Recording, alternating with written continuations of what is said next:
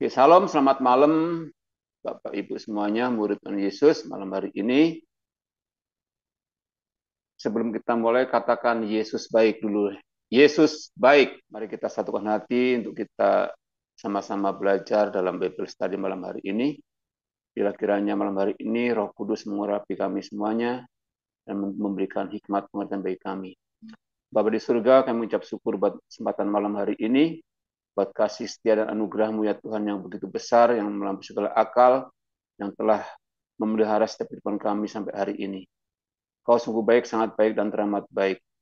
Terima kasih malam hari ini kami siapkan hati kami untuk kami menerima kebenaran firman-Mu, sehingga firman malam hari ini menjadi bagian di dalam kehidupan kami, dan firman-Mu itu menjadi terang bagi kami di setiap jalan-jalan kami. Terima kasih Tuhan, sertai kami dalam tangan kuasa-Mu dari awal, pertengahan hingga akhir dalam nama Tuhan Yesus. Oh, haleluya. Kami rindu menyenangkan hati-Mu ya Tuhan. Kami rindu menyukakan Engkau. Haleluya. Kami mengasihi Engkau Yesus dengan segenap hati kami, dengan segenap jiwa kami. Haleluya. Terpujilah Engkau. Glory.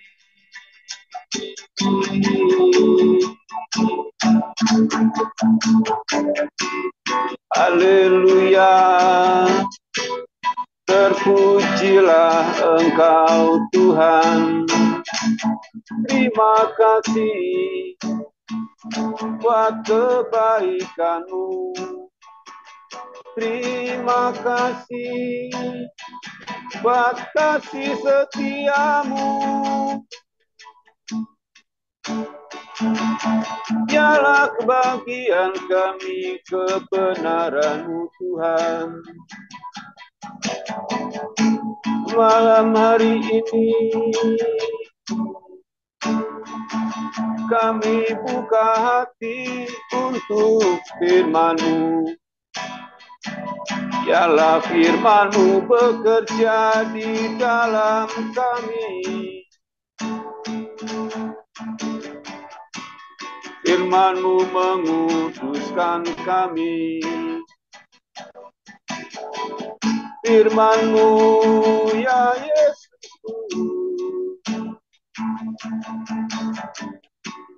Terpujilah Engkau Tuhan. Kami rindu Roh Kudus.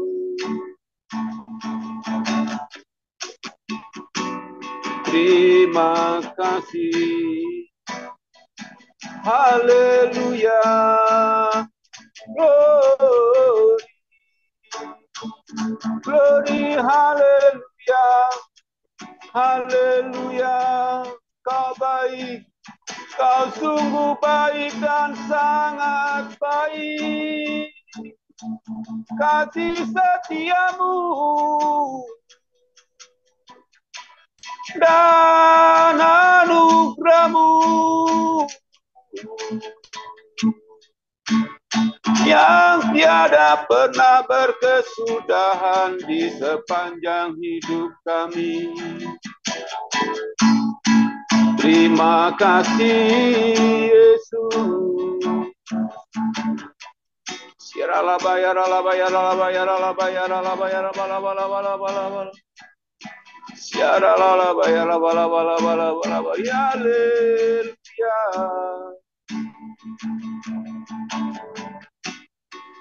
Terima kasih Tuhan. Terima kasih Tuhan Yesus. Kami mengucap syukur pada malam hari ini, biarlah firman-Mu, kebenaran-Mu yang menjadi penuhan bagi setiap kami, sehingga dengan firman-Mu ini Engkau terus mengajari kami semakin hari semakin cinta Tuhan, semakin mengasihi Tuhan Yesus. Terima kasih Dalam nama Tuhan Yesus, haleluya, amin. Silakan Pak David. Tuhan Yesus, terpujilah nama Engkau, dikuduskanlah nama Engkau, diagungkanlah nama Engkau. Kami hari ini ingin belajari firman-Mu agar kami tetap teguh, agar kami tidak terombang-ambing dengan pengajaran palsu, agar kami dapat keyakinan untuk masuk ke dalam kerajaan kekal-Mu. Tuhan Yesus bantu kami karena kami tidak bisa apa-apa, biarlah Roh-Mu menjaga hati pikiran hamba dan hati pikiran jemaat-Mu agar firman yang disampaikan yang hari ini kami sama belajar dapat menjadi buah, visi dan keamanan bagi keselamatan kami. Terima kasih Tuhan Yesus, dalam nama-Mu hamba dan kami berdoa, amin. Ya saudara, hari ini kita masuk ke dalam satu surat yang baru, yaitu surat 2 Petrus. Nah, jadi 2 Petrus itu suratnya itu tema utamanya adalah memerangi ajaran palsu. Jadi dibagi 3 pasal. Pasal pertama itu adalah pentingnya dan kekuatan firman Tuhan. Jadi itu. Yang kedua, bagaimana mengenal guru-guru palsu, pekerjaannya seperti apa, ajarannya seperti apa, akan dibuka di sini. Yang ketiga adalah untuk bertekun dan bersiap untuk kedatangan Tuhan. Jadi stepnya adalah kita harus ngerti dulu firman Tuhan itu kekuatannya seberapa besar. Kedua, kita kenalin guru-guru palsu itu seperti apa. Dan yang ketiga, barusanlah kita harus bersiap untuk kedatangan Tuhan. Jadi tujuan pengajaran 2 Petrus agar jemaat dapat tetap bertumbuh di dalam firman Tuhan. Kedua, agar jemaat tidak terombang-ambing dengan pengajaran palsu. Dan yang ketiga, agar jemaat siap untuk menantikan kedatangan Tuhan Yesus. Saudara, saya punya jam tangan. Saudara tahu ini asli atau palsu? Nah, bagaimana saudara tahu ini asli adalah palsu? Yaitu dengan Anda mengetahui yang asli. Jadi kalau kita tahu jam tangan itu aslinya seperti apa, barulah kita bisa bedakan ini palsu atau ini asli. Demikian juga firman Tuhan. Kalau kita dapat bertumbuh di dalam firman Tuhan yang asli, yang benar-benar dalam firman Tuhan, maka kita dapat membedakan antara yang palsu dan yang asli. Karena itu di dalam pasal pertama itu disampaikan oleh Petrus tentang firman Tuhan terlebih dahulu, barusan di pasal 2 tentang ajaran-ajaran palsu. Oke, saudara, saya mulai. Jika ada orang di gereja mula-mula yang tahu pentingnya waspada, itu adalah Rasul Petrus. Dia memiliki kecenderungan di tahun-tahun awalnya untuk merasa terlalu percaya diri ketika bahaya sudah dekat dan mengabaikan peringatan guru. Dia bergegas ke depan ketika dia seharusnya menunggu. Dia tidur ketika dia seharusnya berdoa. Dia berbicara ketika dia seharusnya diam. Petrus adalah seorang Kristen yang berani tetapi ceroboh. Tapi dia sudah mempelajari pelajarannya dan dia ingin membantu kita mempelajari juga. Dalam suratnya yang pertama, Petrus menekankan kasih karunia Allah, tetapi di dalam surat yang kedua ini, penekanannya adalah pada pengenalan akan Allah. Kata tahu atau pengetahuan digunakan setidaknya 13 kali dalam surat pendek ini. Kata itu tidak berarti pemahaman intelektual belaka tentang sesuatu kebenaran, meskipun itu tercakup. Itu berarti berpartisipasi hidup dalam kebenaran dalam arti yang digunakan Tuhan Yesus dalam Yohanes 17 ayat 3. Inilah hidup yang kekal itu, yaitu bahwa mereka mengenal Engkau, satu-satunya Allah yang benar, dan mengenal Yesus Kristus yang telah Engkau utus. Saudara, Petrus membuka suratnya dengan gambaran tentang kehidupan Kristen sebelum dia menggambarkan pemalsuan kebenaran dalam pasal 2. Dia menggambarkan karakteristik orang beriman sejati. Cara terbaik untuk mendeteksi kepalsuan adalah memahami kebenaran, seperti yang saya katakan tadi. Untuk tahu jam yang palsu, Anda harus tahu jam yang asli itu seperti apa. Jadi cara yang terbaik untuk mendeteksi kepalsuan adalah harus memahami kebenaran itu sendiri.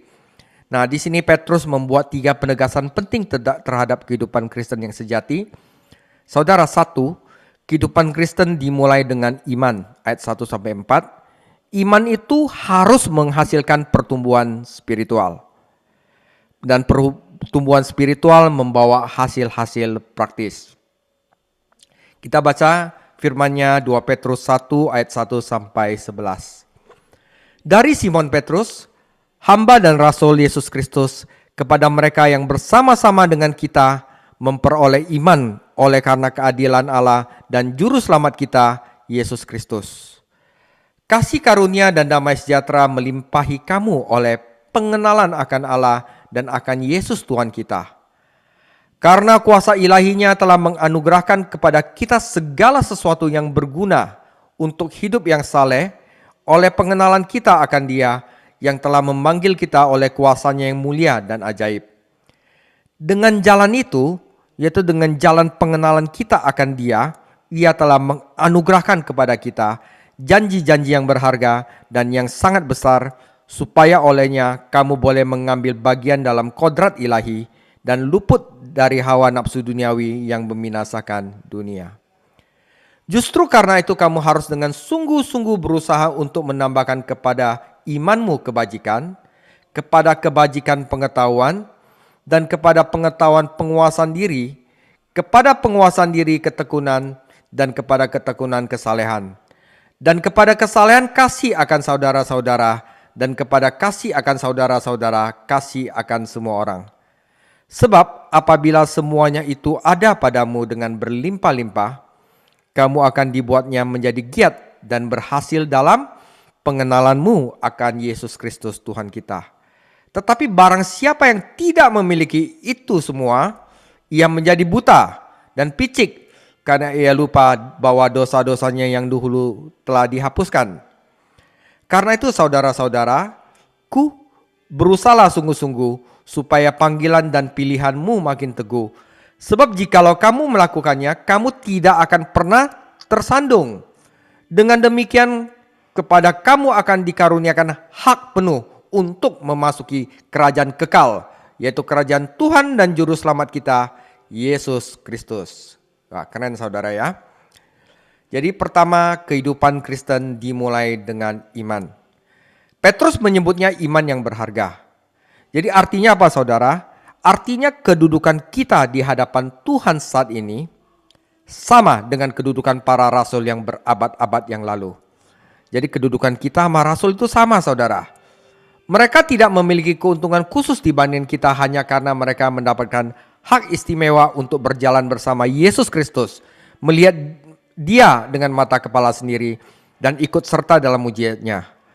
Kita tidak perlu melihat Tuhan Yesus dengan mata manusia untuk mengasihi Dia, mempercayai Dia, dan berbagi kemuliaannya. 1 Petrus 1 ayat 8. Saudara, iman ini, kehidupan Kristen yang dimulai dengan iman ini ada pada seseorang. Iman ini adalah Yesus Kristus, Anak Allah, Juru Selamat. Sejak awal suratnya, Petrus telah menegaskan keilahian Yesus Kristus, yaitu Allah dan Juru Selamat kita. Bukanlah dua pribadi yang berbeda. Mereka menggambarkan satu pribadi, yaitu Yesus Kristus. Paulus menggunakan ungkapan serupa dalam Titus 2 ayat 10 dan 3 ayat 4. Petrus mengingatkan para pembacanya bahwa Yesus Kristus adalah Juru Selamat dengan mengulang gelar agung ini dalam 2 Petrus 1 ayat 11, 2 ayat 20 dan 3 ayat 2. Penyelamat adalah orang yang membawa keselamatan, dan kata keselamatan sudah tidak asing lagi bagi orang-orang pada zaman itu. Dalam kosakata mereka, itu berarti pembebasan dari masalah, khususnya pembebasan dari musuh. Itu juga mengusung gagasan kesehatan dan keselamatan. Jadi saya akan coba menerangkan kata juru selamat. Seorang dokter dipandang sebagai penyelamat karena dia membantu membebaskan tubuh dari rasa sakit dan keterbatasan. Seorang jenderal yang menang adalah penyelamat karena ia melepaskan rakyat dari kekalahan. Bahkan seorang pejabat yang bijak pun bisa jadi penyelamat karena dia menjaga ketertiban negara dan menyelamatkannya dari kekacauan dan korupsi. Nah saudara, dibutuhkan sedikit wawasan untuk melihat bagaimana gelar juru selamat yang diterapkan pada Tuhan kita, Yesus Kristus. Yesus Kristus adalah tabib agung yang menyembuhkan hati kita dari penyakit dosa. Yesus Kristus adalah sang penakluk yang telah mengalahkan musuh-musuh kita, yaitu dosa, maut, setan, neraka, dan memimpin kita menuju kemenangan. Dia adalah Allah dan Juru Selamat kita, Tuhan dan Juru Selamat kita. Dan Tuhan dan Juru Selamat. Diulang berapa kali di dalam surat Petrus. Untuk menjadi penyelamat kita, Tuhan Yesus harus menyerahkan nyawanya di kayu salib dan mati bagi dosa dunia. Jadi saudara, pengajaran mengatakan Yesus bukan Juru Selamat, Yesus bukan Tuhan, itu jelas benar-benar sesat. Oke?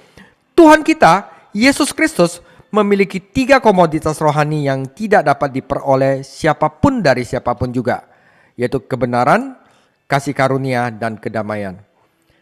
Jadi ketika Anda mempercayai Tuhan Yesus sebagai Juru Selamat Anda, kebenarannya akan menjadi kebenaran Anda.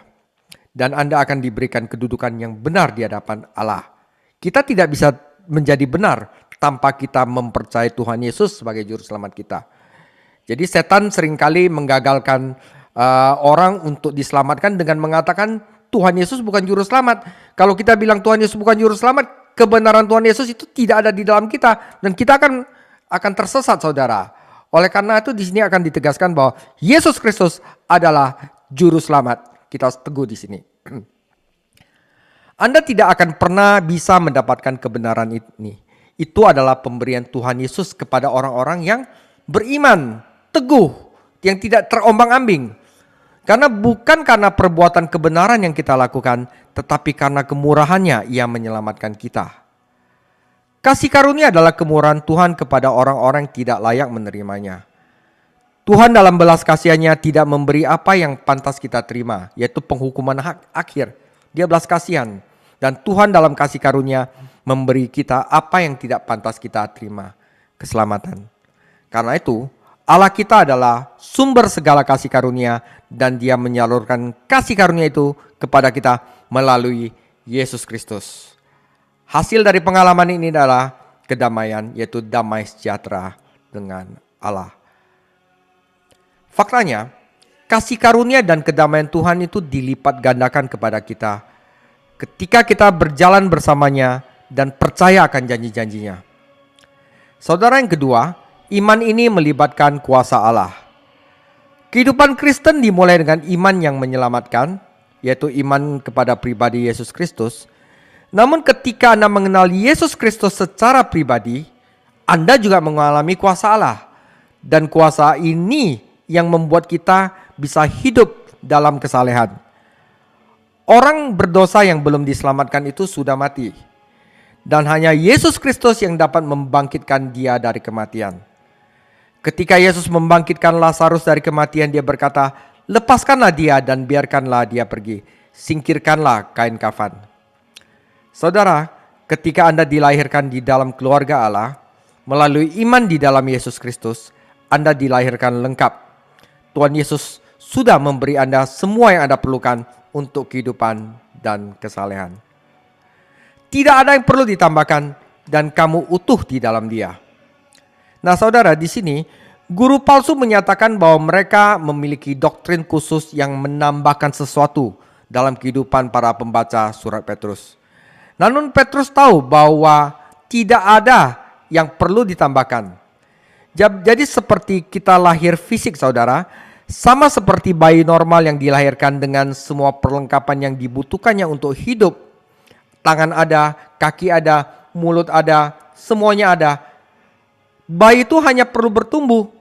Demikian pula bayi Kristen memiliki semua yang dia dibutuhkan. Gak perlu tambah sesuatu, hanya perlu bertumbuh. Tuhan tidak pernah perlu menambahkan kembali modelnya karena ada sesuatu yang kurang atau salah. Jadi sebagaimana seorang bayi mempunyai struktur genetik tertentu yang menentukan bagaimana ia akan bertumbuh, demikian pula orang beriman terstruktur secara genetis untuk mengalami kemuliaan dan kebajikan. Suatu hari nanti dia akan menjadi seperti Yesus Kristus. Kita telah dipanggil bagi kemuliaan yang kekal. Jadi kita itu dari lumpur dosa itu kepada kemuliaan, saudara. Dan kita akan berbagi kemuliaan itu ketika Yesus Kristus datang kembali dan membawa umatnya ke surga. Namun kita juga dipanggil menuju kebajikan. Kita telah diselamatkan agar kita dapat menunjukkan pujian atau kebajikan kepada Dia yang telah memanggil kita keluar dari kegelapan menuju terangnya yang ajaib. Kita hendaknya tidak menunggu sampai kita masuk surga untuk menjadi seperti Yesus Kristus. Dalam karakter dan tingkah laku kita, harusnya sekarang juga hendaknya kita menyingkapkan keindahan dan rahmat-Nya saat ini. Saudara, iman ini melibatkan janji-janji Allah. Tuhan tidak pernah hanya memberi kita semua yang kita perlukan untuk hidup dan beribadah, tetapi Dia juga memberi kita firman-Nya untuk memampukan mengembangkan kehidupan dan kesalehan ini. Janji-janji firman ini adalah luar biasa karena datangnya dari Tuhan yang Maha Kuasa dan menuntun pada kehidupan yang luar biasa. Karena itu firman Tuhan itu sangat penting, saudara. Mereka berharga karena nilainya itu tidak dapat dihitung. Jika kita kehilangan firman Tuhan, tidak ada cara untuk menggantikannya. Petrus pasti menyukai kata berharga karena ia menulis tentang iman yang berharga, janji-janji yang berharga, darah yang berharga, batu permata, dan juru selamat yang berharga. Ketika orang berdosa percaya kepada Yesus Kristus, Roh Allah menggunakan firman Allah untuk menanamkan kehidupan dan sifat Allah di dalam dirinya. Saudara, seorang bayi pasti memiliki sifat yang sama dengan orang tuanya. Anak perempuan saya punya sifat hampir sama saya. Dia nggak suka jalan-jalan, dia suka baca buku di rumah, ya mirip-mirip saya lah gitu. Nah, sama juga seseorang yang lahir dari Tuhan memiliki sifat ilahi dengan Tuhan. Orang yang berdosa yang terhilang sudah mati. Namun orang Kristen yang tetap hidup karena ia berbagi kodrat ilahi. Saudara, orang berdosa yang terhilang semakin membusuk karena sifatnya yang rusak. Namun orang Kristen dapat mengalami kehidupan kesalehan yang dinamis karena ia memiliki kodrat ilahi Allah, karena ia lahir dari Allah di dalam dirinya. Umat manusia berada di bawah perbudakan kerusakan. Namun orang percaya dapat mendapat kebebasan dan pertumbuhan yang merupakan bagian dari memiliki kodrat ilahi. Saudara, alam menentukan selera makan. Babi sembarang buang air besar. Mau diajarin buang besar juga dia tetap akan buang besar. Anjing malah memakan muntahannya sendiri. Tetapi domba menginginkan padang rumput yang hijau. Alam juga menentukan perilaku. Elang terbang karena mempunyai sifat elang. Lumba-lumba berenang karena itulah sifat lumba-lumba. Alam juga menentukan lingkungan. Tupai memanjat pohon, tikus tanah bersembunyi di bawah tanah, dan ikan salmon berenang di air. Alam juga menentukan pergaulan kita. Singa berpergian dengan bangga, domba berpergian dalam kawanan, dan ikan juga dalam kawanan. Saudara, jika alam menentukan selera, kita juga memiliki selera Tuhan di dalamnya. Kalau selera Tuhan adalah kasih, dan kita adalah lahir dari Tuhan, tidak mungkin kita membenci. Maka kita harus memiliki selera terhadap hal-hal yang murni dan suci. Perilaku kita juga harus seperti perilaku Bapa di sorga. Dan kita harus hidup dalam lingkungan rohani yang sesuai dengan sifat kita. Kita harus bergaul dengan apa yang sesuai dengan sifat kita. Satu-satunya kehidupan normal yang menghasilkan buah bagi anak Tuhan adalah kehidupan yang saleh. Saudara, karena kita memiliki sifatnya Tuhan, kita telah sepenuhnya terbebas dari kekotoran batin dan pembusukan dunia yang jahat saat ini. Jika kita memberi makan pada kodrat yang baru ini dengan makanan firman, seperti yang kita lakukan sekarang, saudara, maka otomatis kita tidak akan tertarik lagi pada sampah dunia. Namun jika kita mencukupkan keinginan daging, yaitu Roma 13 ayat 14, sifat kita yang berdosa akan menginginkan dosa lama dan kita tidak akan menaati Allah. Jadi kehidupan yang saleh adalah hasil dari pengembangan sifat baru di dalam diri kita. Oke? Itu dimulai dengan iman, tetapi iman harus menghasilkan pertumbuhan spiritual. Saudara, di mana ada kehidupan, di situ pasti ada pertumbuhan. Tidak ada bayi yang terus-menerus jadi bayi. Bayi itu pasti bertumbuh. Kelahiran baru bukanlah akhir, itu adalah permulaan. Bayi bukannya akhir, tetapi bayi adalah permulaan. Tuhan memberi anak-anaknya semua yang mereka butuhkan untuk menjalani kehidupan yang saleh. Namun anak-anaknya harus berusaha keras dan rajin menggunakan sarana kasih karunia yang telah Dia sediakan. Firman Tuhan. Bayi, saudara, Ya udahlah, kamu nggak usah ngapa-ngapain. Bayi harus belajar berjalan dan berusaha keras dan rajin untuk belajar berjalan agar dia bisa berjalan. Bayi harus berusaha untuk makan makanan keras agar dia dapat makan makanan keras. Karena itu pertumbuhan rohani tidak terjadi secara otomatis. Hal itu memerlukan kerjasama dengan Tuhan dan penerapan ketekunan dan disiplin rohani. Salah satunya adalah pendalaman Alkitab ini, saudara. Itu butuh disiplin rohani dan ketekunan, tapi hasilnya itu wah, saudara. Kerjakanlah keselamatanmu. Keselamatan memang sudah diberikan, tetapi kerjakanlah keselamatanmu, sebab Allah lah yang mengerjakan di dalam kamu. Filipi 2 ayat 12-13. Petrus menyebutkan 7 ciri kehidupan saleh, namun kita tidak boleh menganggapnya sebagai 7 manik-manik dalam seutas tali atau bahkan 7 tak perkembangan. Kata yang diterjemahkan menambah sebenarnya berarti menyediakan dengan murah hati. Dengan kata lain, kita mengembangkan satu kualitas saat kita menjalankan kualitas lainnya. Jadi dengan iman, tambahkanlah imanmu, kebajikan, pengetahuan, penguasaan diri, kesalehan, kesabaran, kasih kepada saudara-saudara, dan kasih kepada saudara, kasih kepada semua orang. Nah, ini rama-raman ini berhubungan satu sama lain sebagaimana ranting terhubung dengan batang dan ranting dengan ranting. Seperti buah roh, sifat-sifat ini tumbuh dari kehidupan dan dari hubungan yang penting dengan Yesus Kristus. Tidaklah cukup bagi orang Kristen, udahlah tergantung Tuhan aja. Melepaskan dan membiarkan Tuhan seolah-olah pertumbuhan rohani itu pekerjaan Tuhan aja. Secara harfiah Petrus menulis, berusahalah semaksimal mungkin untuk bertekun dalam firman Tuhan. Bapak dan anak harus bekerja sama. Nah, saudara, di sini pertumbuhan spiritual yang pertama adalah tambahkanlah kepada imanmu kebajikan. Kualitas karakter pertama adalah kebajikan. Kita menemukan kata-kata ini dalam 2 Petrus 1 ayat 3 dan kata ini pada dasarnya keunggulan. Bagi para filsuf Yunani, kata ini berarti pemenuhan sesuatu. Ketika segala sesuatu di alam ini memenuhi tujuannya, itulah kebajikan, yaitu keunggulan moral.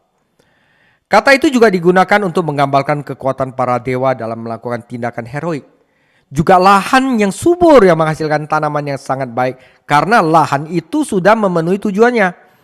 Bisa dikatakan juga alat yang bekerja dengan benar karena sangat baik, karena telah melakukan apa yang seharusnya dilakukan oleh alat tersebut. Nah, saudara, seorang Kristen itu seharusnya memuliakan Tuhan karena di dalam dirinya terdapat sifat Tuhan. Orang lain bisa berkata, oh orang Kristen begitu ya, oh orang Kristen beda ya. Jadi ketika dia melakukan ini, dia telah menunjukkan kebajikan, yaitu keunggulan, karena dia telah memenuhi tujuan hidupnya, yaitu memberitahukan kepada orang lain bahwa dia adalah milik Kristus. Jadi kebajikan sejati adalah kehidupan Kristiani, bukanlah memoles kualitas manusia betapapun baiknya kualitas tersebut, tetapi menghasilkan kualitas ilahi yang menjadikan seseorang semakin serupa dengan Yesus Kristus. Jadi iman membantu kita mengembangkan kebajikan, dan kebajikan membantu kita mengembangkan pengetahuan, kualitas kedua. Jadi kata yang diterjemahkan pengetahuan dalam 2 Petrus 1 ayat 2-3 berarti pengetahuan penuh atau pengetahuan yang terus bertambah. Kata yang digunakan sini menyiratkan pengetahuan praktis dan kebijaksanaan. Ini mengacu pada kemampuan untuk menangani kehidupan praktis di dunia dengan sukses. Jadi ini adalah kebalikan dengan berpikiran surga aja sehingga tidak ada gunanya dunia, bukan. Jadi bagaimana berpikiran surga, dengan demikian dapat menangani kehidupan praktis di dunia dengan sukses. Jadi pengetahuan seperti ini tidak datang dengan sendirinya. Hal ini berasal dari ketaatan pada kehendak Allah. Dalam kehidupan Kristen, jangan memisahkan hati dan pikiran, budi pekerti dan pengetahuan. Yang ketiga adalah dari pengetahuan ini kita tambahkan penguasaan diri. Adalah kualitas berikutnya dari daftar kebijakan rohani Petrus, dan itu berarti pengendalian diri.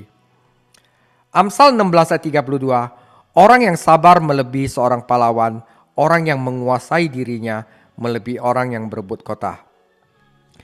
Amsal 25 ayat 28, Orang yang tidak dapat mengendalikan diri adalah seperti kota yang roboh temboknya. Paulus dalam suratnya sering membandingkan orang Kristen dengan seorang atlet yang harus berolahraga dan mendisiplin dirinya jika dia ingin memenangkan hadiah. Setelah pengenalan diri, kita perlu kesabaran. Jadi kesabaran adalah kemampuan untuk bertahan ketika keadaan sulit. Kalau pengendalian diri berkaitan dengan penanganan kesenangan hidup, nafsu duniawi kita bisa tahan, sedangkan kesabaran terutama berkaitan dengan tekanan dan permasalahan hidup. Dan kemampuan untuk bertahan terhadap orang-orang bermasalah adalah panjang sabar. Jadi seringkali orang menyerah pada kesenangan tidak cukup disiplin untuk menangani tekanan sehingga ia menyerah pada dosa. Saudara, kesabaran bukanlah sesuatu yang berkembang secara otomatis, kita harus mengusahakannya. Yakobus 1 ayat 2-8 memberi kita pendekatan yang tepat. Kita harus menghadapi pencobaan. Kenapa? Karena tanpa cobaan kita tidak akan pernah belajar bersabar. Nah, jadi saudara, kualitas kebijakan bersabar ini dapat kita pelajari dengan cobaan. Dengan iman, kita harus membiarkan pencobaan kita alami, bermanfaat bagi kita, bukan untuk merugikan kita. Karena kita tahu bahwa Allah turut bekerja dalam pencobaan yang kita alami. Jika kita memerlukan hikmat untuk mengambil keputusan, maka Allah akan mengabulkan hikmat tersebut jika kita memintanya. Saudara, memang tidak ada seorang pun yang menyukai pencobaan. Namun kita dapat menikmati keyakinan yang kita miliki dalam pencobaan bahwa Tuhan sedang bekerja, menyebabkan segala sesuatu bekerja bersama demi kebaikan kita dan kemuliaannya. Kesalehan berarti serupa dengan Allah. Dalam bahasa Yunani aslinya kata ini berarti dapat beribadah dengan baik. Ini menggambarkan orang yang benar dalam hubungannya dengan Allah dan sesamanya. Mungkin kata terhormat lebih mendekati definisi istilah ini. Dan kepada kesalehan ditambahkanlah, kualitas karakter itulah yang menjadikan seseorang itu beda. Dia hidup di atas hal-hal kecil dalam hidup, nafsu, tekanan yang mengendalikan kehidupan orang lain. Dia berusaha melakukan kehendak Tuhan, dan ketika dia melakukannya, dia mencari kesejahteraan orang lain. Kita tidak boleh berpikir bahwa kesalehan adalah hal yang tidak praktis, karena kesalehan itu praktis. Orang saleh mengambil keputusan yang benar dan mulia, saudara. Dia tidak mengambil jalan yang mudah, hanya untuk menghindari rasa sakit atau cobaan. Dia melakukan apa yang benar karena itu benar, dan karena itu adalah kehendak Tuhan. Dan kepada kesalehan tambahkanlah kasih persaudaraan. Philadelphia dalam bahasa Yunani adalah suatu kebajikan yang pasti diperoleh Petrus dengan susah payah. Karena bahkan murid-murid Tuhan Yesus sering berdebat dan berselisih paham satu lainnya untuk mengatakan siapa yang paling besar. Jika kita mengasihi Yesus Kristus, kita juga harus mengasihi saudara-saudara kita. Kita hendaknya mempraktekkan kasih sayang yang tidak dibuat-buat, yaitu yang tulus terhadap saudara-saudara, dan tidak hanya berpura-pura bahwa kita mengasihi mereka. Biarkanlah kasih persaudaraan tetap ada, bersikap baiklah terhadap sesamamu dengan kasih persaudaraan. Ini harus bertumbuh, saudara, dari iman itu. Jadi fakta bahwa kita mengasihi saudara dan saudari kita dalam Yesus Kristus merupakan salah satu bukti bahwa kita diselamatkan, bahwa kita dilahirkan dari Allah. Namun pertumbuhan Kristen lebih sekedar dari kasih persaudaraan. Kita juga harus memiliki kasih pengorbanan seperti yang ditunjukkan Tuhan Yesus ketika dia disalibkan. Jenis kasih yang dibicarakan dalam 2 Petrus 1 ayat 7 adalah kasih agape, yaitu kasih yang ditunjukkan Allah kepada orang-orang berdosa yang terhilang. Kasih inilah yang dijelaskan dalam 1 Korintus 13, yaitu kasih yang dihasilkan hanya oleh Roh Kudus di dalam hati kita ketika kita hidup dalam roh. Saudara, ketika kita dapat mempunyai kasih saudara, kita mengasihi karena kemiripan kita kepada orang lain. Oh, kita sama-sama murid Kristus, karena itu aku mengasihi kamu. Namun kasih agape, kita mengasihi walaupun kita mempunyai perbedaan. Jadi orang itu belum percaya Yesus, kadang-kadang salah paham sama kita tetap mengasihi mereka, dan kita mau mengorbankan diri kita agar mereka dapat mengenal Yesus. Itu adalah kasih agape.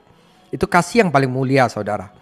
Jadi mustahil bagi sifat manusia yang sudah jatuh dalam dosa untuk menghasilkan ketujuh kualitas karakter Kristen ini, mereka harus dihasilkan oleh Roh Allah. Tentu saja ada orang-orang belum diselamatkan yang memiliki pengendalian diri dan ketahanan yang luar biasa. Namun saudara, kita bisa lihat, wah, orang yang belum diselamat pun punya pengendalian diri, punya kesabaran yang luar biasa. Namun saudara, kebajikan-kebajikan ini menunjuk kepada mereka, bukan pada Tuhan. Mereka melakukan itu agar mereka sendiri yang mendapatkan kemuliaan, bukan Tuhan yang mendapat kemuliaan. Tetapi kita orang Kristen beda. Kita melakukan itu bukan untuk meninggikan kita, tetapi biar Tuhan Yesus yang mendapat kemuliaan. Ketika Tuhan menghasilkan sifat indah anaknya, yaitu Yesus Kristus dalam diri seseorang Kristen, maka Tuhan Yesuslah yang menerima pujian dan kemuliaan. Saudara, karena kita lahir dari Allah, maka kita dapat bertumbuh secara rohani dan mengembangkan karakter Kristiani yang demikian. Melalui kuasa Tuhan dan janji-janji Tuhan yang berharga, pertumbuhan ini pasti terjadi. Saudara, ketika kita lahir dari Allah, struktur genetik Allah itu sudah ada. Dan Allah ingin menjadi kita serupa dengan gambar anaknya. Kehidupan di dalam diri kita akan mereproduksi gambaran itu jika kita rajin, saudara. Jika kita bekerja sama Tuhan, belajar Alkitab, dan menggunakan sarana yang telah Dia berikan secara melimpah kepada kita. Dan hal yang menakjubkan adalah ketika gambaran Kristus direproduksi dalam kita hanya lewat Alkitab, saudara, proses itu tidak menghancurkan kepribadian kita sendiri. Kita tetap menjadi diri kita sendiri yang unik. Nah saudara, salah satu bahaya dalam gereja saat ini adalah peniruan. Orang mempunyai kecenderungan untuk menjadi seperti pendetanya, atau seperti pemimpin gereja, atau mungkin seperti orang Kristen yang terkenal. Jangan tiru-tiru, karena kita unik, saudara. Ketika mereka melakukan ini, mereka menghancurkan keunikan mereka sendiri dan gagal menjadi Yesus Kristus. Mereka kalah dalam dua hal. Jadi seperti setiap anak yang lahir dalam sebuah keluarga, memang memiliki kodrat ilahi menyerupai orang tuanya.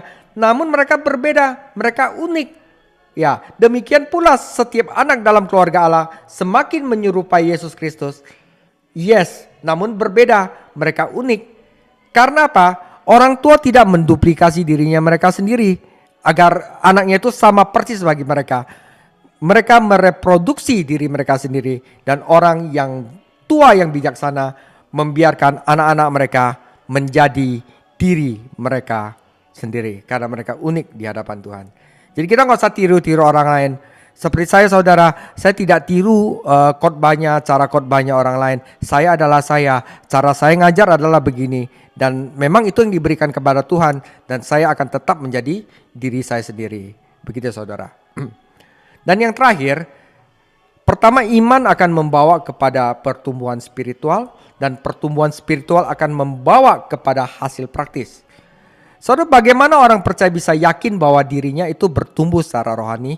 Ada enggak ciri-ciri orang itu bertumbuh secara rohani? Petrus memberikan 3 bukti pertumbuhan rohani yang sejati. Pertama, orang Kristen itu harus berbuah. Karakter Kristen merupakan tujuan akhir, namun juga merupakan alat untuk mencapai tujuan.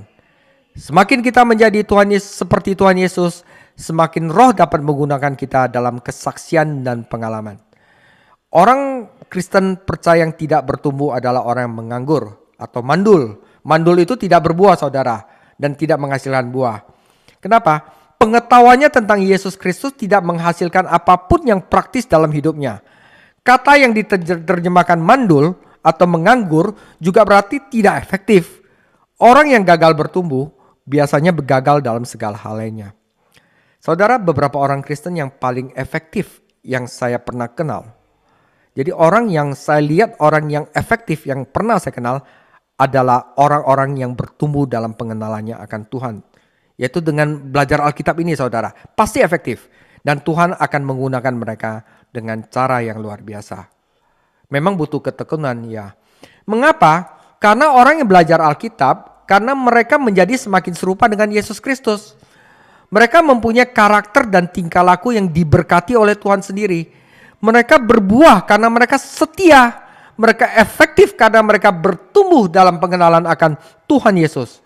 Nah, saudara, kualitas karakter yang indah ini ada di dalam diri kita karena kita memiliki sifat ilahi.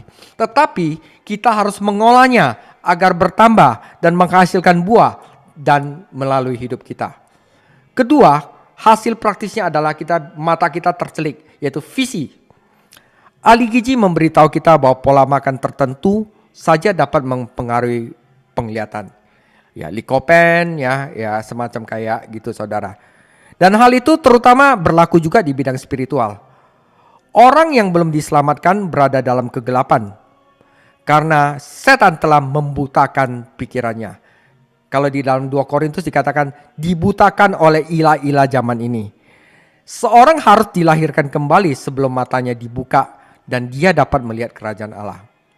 Namun setelah mata kita terbuka, penting untuk kita untuk asupan gizi, untuk meningkatkan penglihatan kita dan melihat semua Tuhan yang ingin kita lihat. Saudara, bayi yang baru lahir itu merem.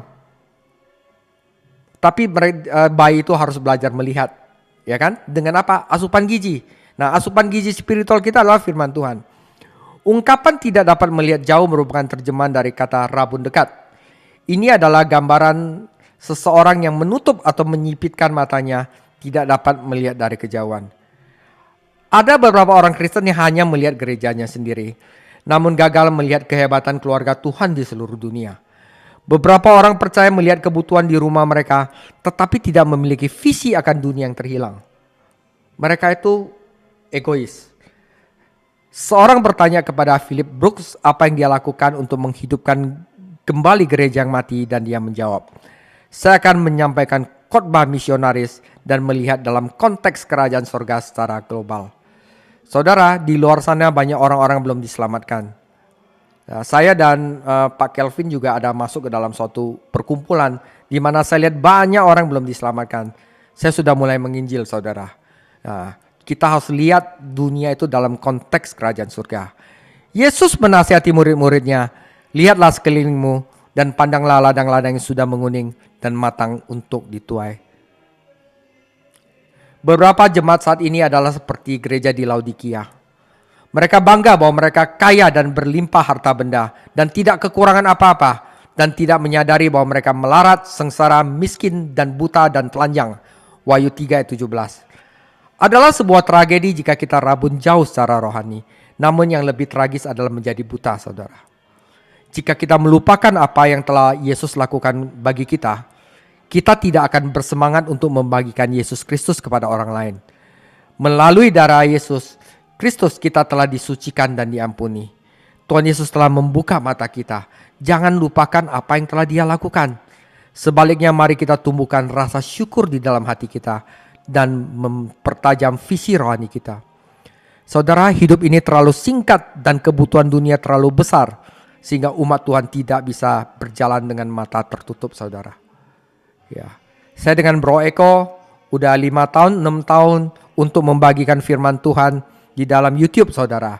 Itu juga membagikan firman Tuhan kepada dunia terhilang.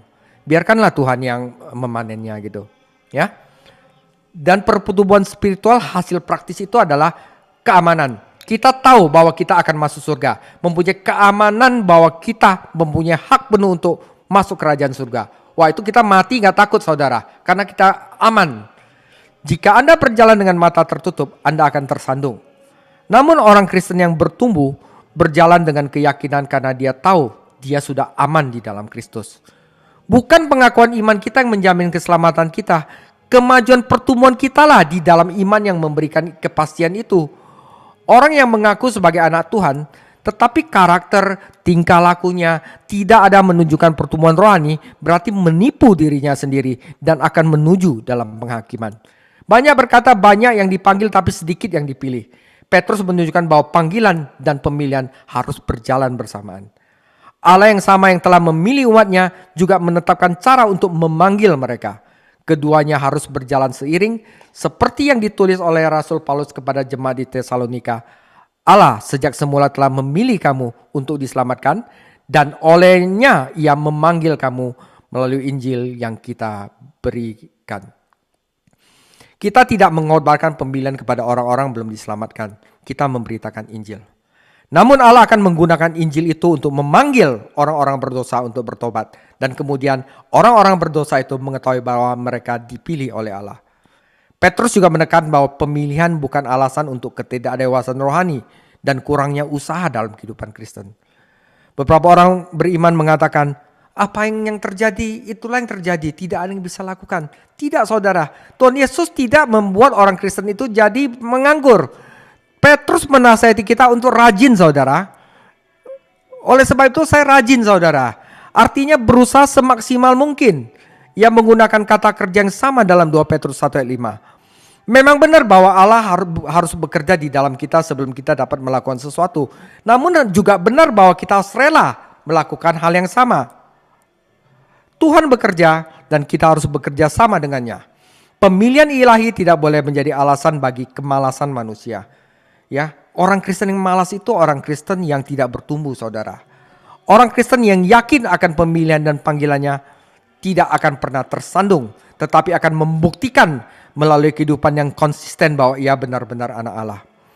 Dia tidak akan berada selalu di puncak gunung, tetapi dia selalu akan mendaki lebih tinggi, lebih tinggi, lebih tinggi. Saudara, jika kita melakukan hal-hal ini, jika kita memperlihatkan pertumbuhan dan karakter Kristen dalam kehidupan kita sehari-hari, saudara, kalau kita bisa menunjukkan ini, maka kita dapat yakin bahwa kita bertobat dan akan menjadi orang beriman hari dan suatu hari akan berada di surga. Faktanya, orang Kristen yang bertumbuh itu artinya orang yang dapat menantikan pintu masuk yang berlimpah di dalam kerajaan kekal. Tetapi orang Kristen yang belum bertumbuh atau tidak bertumbuh, itu harus cek kembali apakah imannya adalah iman yang mati, seperti yang dikatakan Yakobus. Orang Yunani menggunakan ungkapan ini untuk menggambarkan sambutan yang diberikan kepada pemenang Olimpiade ketika mereka kembali ke rumah. Setiap orang beriman pasti sampai di surga, namun ada yang mendapat sambutan yang lebih mulia daripada yang lainnya. Sayangnya, beberapa orang percaya akan diselamatkan, tetapi seperti di dalam api. Kata dilayani di dalam 2 Petrus 1 ayat 11 sama dengan kata tambahan dalam 2 Petrus 1 ayat 5, menambahkan itu, dilayani, merupakan terjemahan kata Yunani yang berarti menanggung biaya paduan suara. Jadi istilahnya kalau di dulu itu ada kelompok teater Yunani yang menampilkan drama mereka harus menanggung biayanya yang sangat besar. Kata kemudian berarti membuat perbekalan yang melimpah, saudara. Menambah itu artinya membuat perbekalan yang melimpah agar kita waktu masuk surga kita disambut dengan mulia, mendapatkan mahkota yang indah.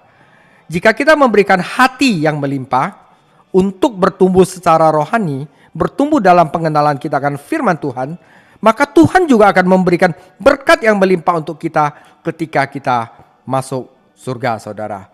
Saya mau, saudara, maka itu saya akan tetap berusaha keras untuk belajar firman Tuhan gitu loh, ya, karena saya tahu kebenaran ini. Penutup, saudara, bayangkan saja berkat-berkat yang dinikmati oleh orang Kristen yang sedang bertumbuh. Dapat buah, matanya melek, ya, dapat visi, dan dapat keamanan bahwa dia itu pasti masuk surga. Dan yang terbaik dari surga itu kasih sukacita dan damai sejahtera. Dan surga itu sendiri juga milik orang Kristen. Itu adalah berkat yang luar biasa yang dinikmati orang Kristen, saudara. Yang apa? Yang bertumbuh. Yang apa? Yang belajar firman Tuhan tiap hari itu bertumbuh. Nah, saudara, sayang sekali jika kita udah Kristen tapi tidak bertumbuh. Nah, saudara, saya akan rangkum. Kehidupan Kristen dimulai dengan iman. Tapi iman itu harus bertumbuh. Iman itu harus menuntun pada pertumbuhan rohani. Kecuali jika itu adalah iman yang mati. Gak perlu bertumbuh, iman itu mati. Namun iman yang mati bukan iman yang menyelamatkan. Iman menuntut pertumbuhan. Dan pertumbuhan itu hasilnya adalah apa? Hasil praktis dalam kehidupan pelayanan. Buah, visi, dan keamanan. Saudara, jadi orang-orang yang mempunyai pengalaman Kristen seperti ini, kemungkinan besar tidak akan menjadi korban dari guru-guru palsu yang murtad. Karena itu pelajaran ini penting sekali, saudara. Oke, jadi demikiannya penjelasan saya tentang surat pertama dari 2 Petrus. Terpujilah nama Tuhan Yesus. Untuk minggu depan kita akan bahas lagi tentang firman Tuhan, yaitu saya akan membandingkan firman Tuhan dengan hikmat dunia, di mana firman Tuhan tetap untuk selama-lamanya. Tuhan Yesus Mari memberkati. kita akhiri Bible Study malam hari ini yang seru dan luar biasa memberi haleluya. Haleluya. Terima kasih Tuhan, ku mau renungkan firman-Mu, ku mau sukai firman-Mu. Terima kasih ajarkan kami untuk senantiasa rindu dengan firman-Mu. Haleluya.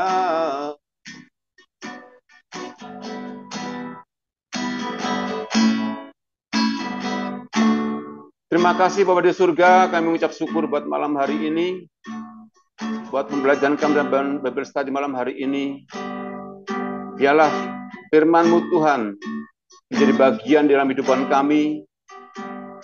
Firman-Mu jadi kesukaan setiap kami, sehingga firman-Mu menghidupkan setiap kami. Dalam firman-Mu ada kehidupan, di dalam firman-Mu ada janji-janji Tuhan, dalam firman-Mu ada kekuatan, dalam firman-Mu ada kemenangan, sebab firman itulah Engkau sendiri ya Bapa, ya Yesus Kristus.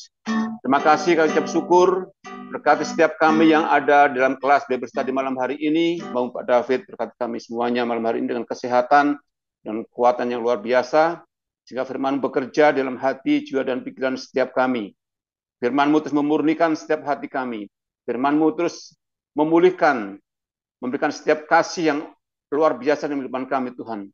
Terima kasih, berkati hamba-Mu Pak David Chang yang telah mengajarkan kami, berkati dalam pekerjaannya, tambah-tambahkan terus hikmat, marifat, pengertian setiap firman-Mu Tuhan, sehingga hamba-Mu ini mengajarkan dengan sukacita, hamba-Mu mengajarkan dengan kekuatan daripada Roh Kudus.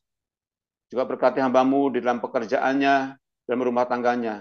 Terima kasih Bapa di surga, juga berkati gembala kami Pak Min, yang tidak bersama dengan kami percaya juga Tuhan memberkati hamba-Mu ini, dan sekeluarganya. Dalam nama Tuhan Yesus kami mau akhiri, dan kami mau menerima berkat yang daripada Engkau.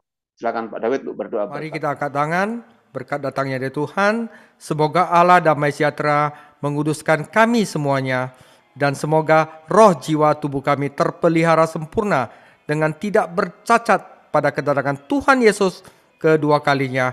Ia memanggil kamu adalah setia, dan Tuhan Yesus juga akan menggenapinya. Yang percaya kita sama-sama katakan, Amin. Terima kasih Pak David.